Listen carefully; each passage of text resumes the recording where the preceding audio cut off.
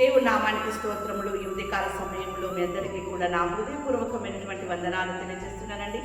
ఈ దినము దేవుడు మీతో మాట్లాడుతున్నటువంటి మాట, యెహోవా మాట చెవియొగ్గి వినుడి. యెహోవా మాట మీరు చెవియొగ్గి మీరు విన్నప్పుడు మీ జీవితంలో అద్భుతం చూస్తారు, ఆశ్చర్యమైన కార్యము చూస్తారు. మీ జీవితము గొప్పగా ఆశీర్వదించబడుతుంది.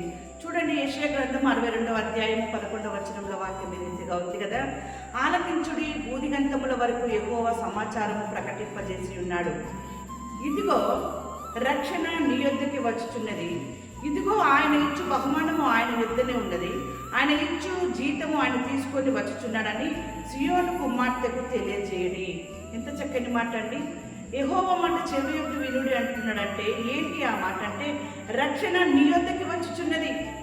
38 సంవత్సరముల నుండి కోనేటి దగ్గర పడి ఉన్నటువంటి ఆ వ్యక్తి దగ్గరికి యేసు ఏ రీతిగానైతే వెళ్ళి ఉన్నాడో, యేసు అనగా రక్షకుడు ఏ రీతిగానైతే వెళ్ళి ఆ యొక్క వ్యక్తి జీవితంలో అద్భుతమును ఆశ్చర్యకార్యము జరిగించి ఉన్నాడో, ఈ ఉదయకాల సమయంలో కూడా యెహోవా మాట చెవియొగ్గి వినుము.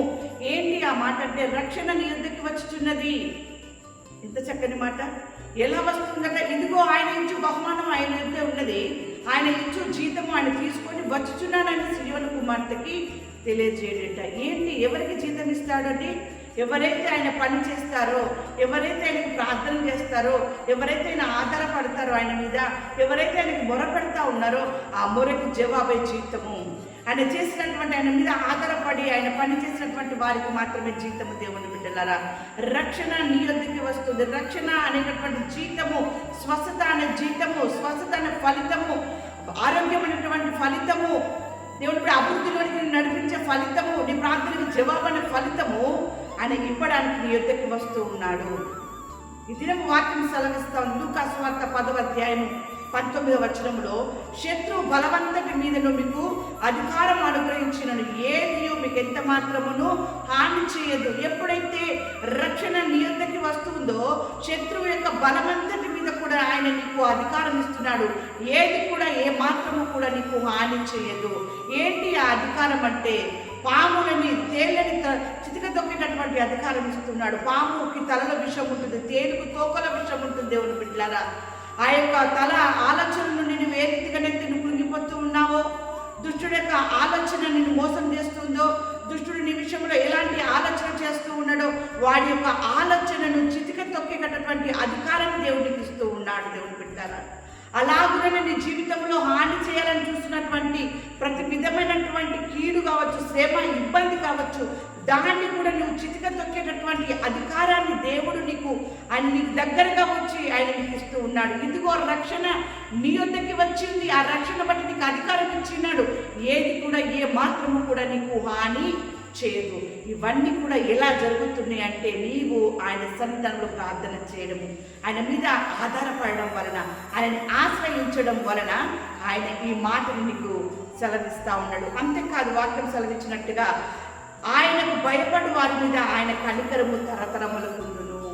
నువ్వు దేవుని ఎందుకు భయము భక్తి కలిగి ఉండి దేవుని నమ్ముకొని ఉన్నావు కాబట్టే ఆయన కృప నీ ఎడల అధికముగా ఉండి అధికారాన్ని ఇచ్చేటటువంటి కృపలో నువ్వు సంపాదించుకున్నావు కాబట్టి అట్టి అధికారం చేత నీ జీవితంలో దేవుడు అద్భుతమైనటువంటి ఫలితములు నీకు ఇస్తున్నాడు. అదే జీతము, నీ ప్రార్థన ఫలితమే ఆయన ఇవ్వడానికి రక్షకుడుగా మీ యొద్దకి ఆయన వచ్చుచున్నాడు. దేవుని బిడ్డారా, అందుకని వాక్యం సెలవిస్తా ఉంది కదా ఇక్కడ యెషయా గ్రంథం 22వ అధ్యాయం 22వ వచనములో, నేను దావీదు ఇంటి తాళపు అధికారము భారమును అతని భుజం మీద ఉంచెదను, అతడు తీయగా ఎవడును మూయజాలడు, అతడు మూయగా ఎవడును తీయజాలడు. అంత అధికారం నీకు ఇచ్చాడు.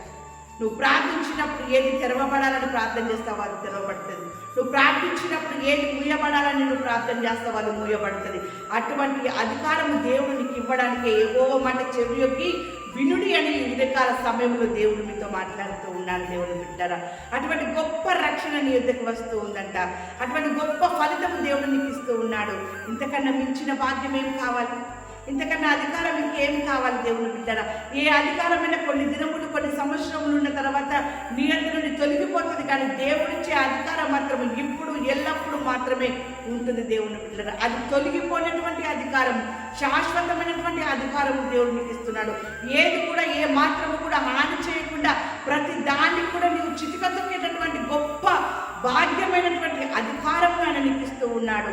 అందుకనే వాక్యం సెలవిస్తూ ఉంది కదా, లూకాసు వార్త 1వ అధ్యాయము 48వ వచనములో, నా ఆత్మ నా రక్షకుడైన దేవుని యందు ఆనందించెను. రక్షణ నీ యొద్దకి వచ్చినది కనుక భక్తుడు అంటున్నాడు, నా ఆత్మ నా రక్షకుడైన దేవుని యందు ఆనందిస్తుంది. నువ్వు ఆనందించినటువంటి రక్షణ నీకు ఇస్తూ ఉన్నాడు. నువ్వు ఆనందించినటువంటి ఫలితమును, నువ్వు ఆనందించినటువంటి జీతమును ఆయన నీకు ఇస్తూ ఉన్నాడు. దేవుని బిడ్డలారా, అందుకే ఉదయకాల సమయంలో ఆయన మాట్లాడుతున్నటువంటి మాట యెషయా గ్రంథము 22వ అధ్యాయము 23వ వచనములో వాక్యం ఈ రీతిగా ఉంది, దిట్టమైన చోట మేకు కొట్టినట్టు నేను అతన్ని స్థిరపరచెదను.